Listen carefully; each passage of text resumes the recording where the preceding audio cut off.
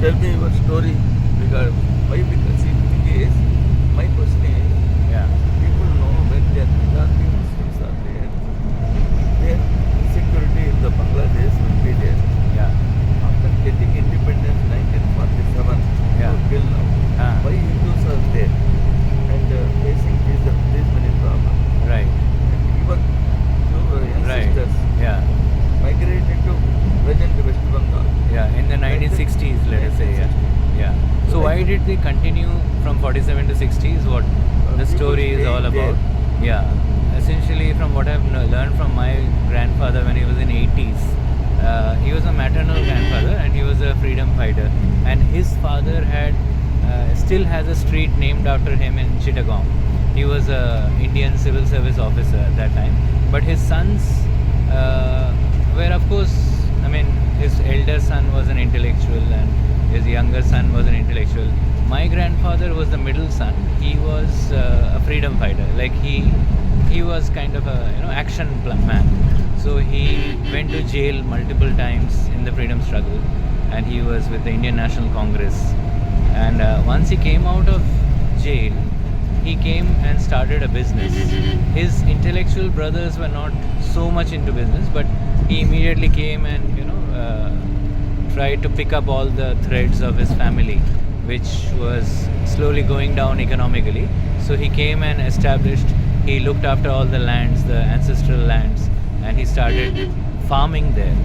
And he essentially became a farmer. And then once he made some money out of that, he opened a hotel. So that was like in the 40s, 50s, and early 60s. So his hotel was doing very well, and he was well known throughout Chittagong for the hotel. My father's my father basically got married to my mother, who was the daughter of this maternal grandfather, because of the novelty of the hotel. It was also named as Novelty. So. So they kept on staying there for business reasons, and they kept on relating a lot of stories of the the attacks they faced and the cruelty and suffering they may have had to go through because of being second-class citizens there. But still, once my grandfather came back to West Bengal, he slowly became a leftist, and he became very entrenched in leftism and the Communist Party, which was Marxist, ruling at that time. And every day he used to read their newspaper called Ganashakti, and he used to by heart it line to line, and then he would recite it to me. So he was that kind of a person, and he lived till 90s. So why did he take time to come is because many of these people, they had, especially the ones who were doing well in Bangladesh, they had their businesses. And even now I see quite a few of my students from Bangladesh whose parents have had businesses there, and they have always been there, and they have always been there with harmony, along with the local population. Even if they have practiced their own religions, they have had their own Durga Pujas, which is a very tantric form of practice, which is of course done in a different way in southern India.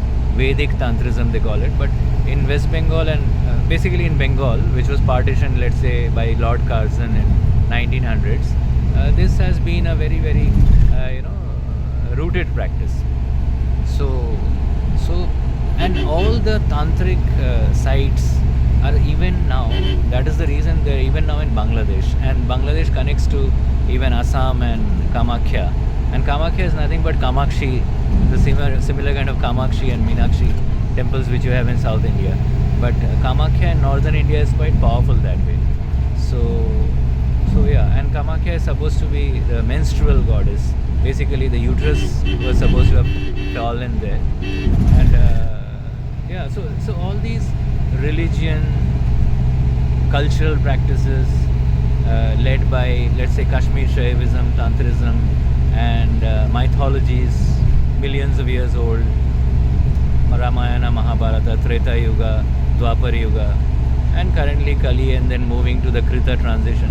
These have all evolved through centuries and millennia amongst humans who settled in different parts of India, and faith has changed from time to time. So this is a flux. This is a dynamic flux going on, and it will continue. And I think what we need currently is a lot of tolerance, and tolerance can help us, understand what are the real requirements of people, we the people, and how we can change them with minimum of violence. And that is what I would really suggest is a good way forward. But why people not migrated? Whether they are, say at present, Why are they not migrating? Because of the earlier, increased threats. Nearly 10 years. Yeah. Say, Yeah. So in spite, something right, happening in Bangladesh right. So now. in the last 10 years, there's been so much of strife and violence and so much of publicized angst against a certain community. And why is that community not migrating into India when India is even giving them a rollout, in the sense that you will be easily made citizens and taken in? On the other hand, the other people of the other faith, they are migrating into India as infiltrators, as we perceive them. So why this is happening is probably because of the same reason, that these are some of the people who have strong roots, and possibly some of the people who have strong roots to maintain the Shaktism alive in those regions. Because if all of them come out, then the Shakti which is there, that's a very, very powerful thing. If you look into all the tantric practices, most of the things are supposed to be still hidden in that area. Those locations are very powerful. So that's my hypothesis, I think. Can I say that Yeah.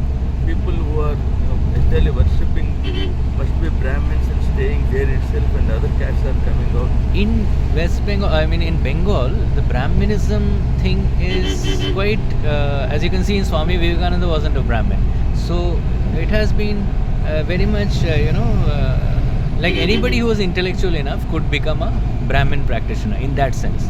Although they wouldn't take the Brahmin lineage, but they would become a practitioner. So even if you see currently Rajarshi Nandi and all those tantric celebrities, I would say, they are also not Brahmins from West Bengal. So in West Bengal, this non-Brahmin practitioners are still quite dominant, and although of course they don't have a right to do formal pujas in temples and all, but they are actually into Shakti worship, and some of them are pretty good, from whatever I understand, because I don't understand much of Shaktism myself, I must admit. Yeah. So Bangladesh, can I say, when a majority of persons with lower poverty rate or below poverty? No, it's a spectrum. So the ones which are above the poverty rate, who are doing very well, the elite class, they stayed because the business was doing well. But when they realized that there was a threat also to the business, they started coming out. Now there's the other class which are rooted to the ground, to the land, to the Shaktism. Those are the ones which are still reluctant to leave. So It's a poor culture. people stayed there rather Yeah. than affluent people. Yes. So currently it's the culture which is holding them back, and this culture is being fought with by another alien culture which has been slowly infiltrating into Bangladesh for some time, and this would be the last straw on the camel's back probably, which will make the remaining few come back now, come to India now. Yeah. But they are very rooted in that place, which is nothing but India to them. And even to us, when we go, if we go there, I haven't been, but my parents have visited it again after having spent most of their large part of their adult life, young lives there. So it just breathes kind of a nostalgic energy, which all people would of course experience. The same with Punjab, I guess.